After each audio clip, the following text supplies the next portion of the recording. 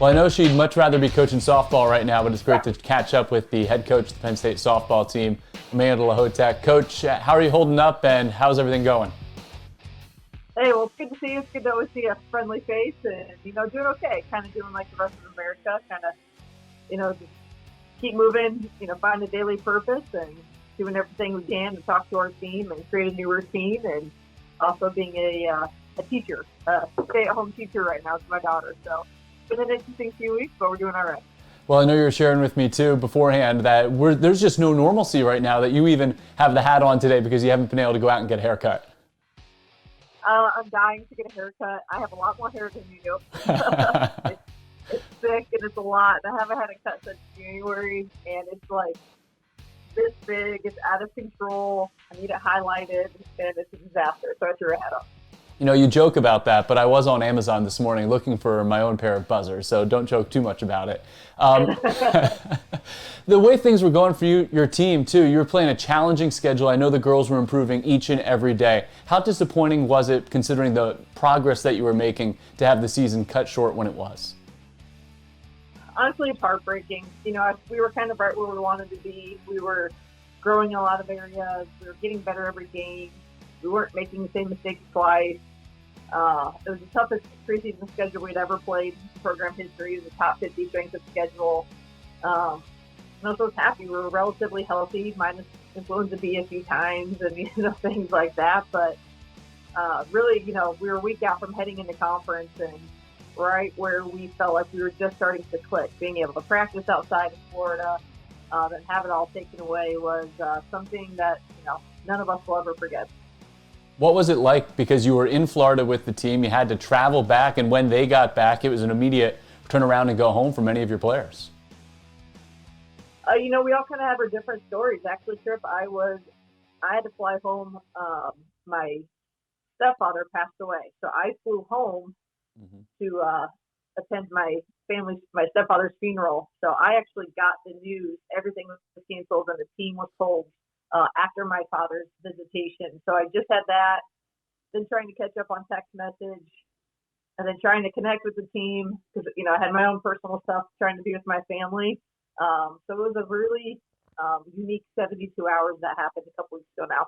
Well, our condolences to you and your family, Coach, as well during that. So very tough for you and very tough for your team. One of the bright spots so far this season was the pitching of Bailey Partial. So what impressed you about the way that she was working here in her sophomore season? The biggest thing about Bailey Partial her sophomore season is the mental growth. The physical aspect of the game she always had and will always continue to have based on her work ethic and everything she puts in. But, mentally, she was just starting to click. She was starting to feel good. She was gaining confidence.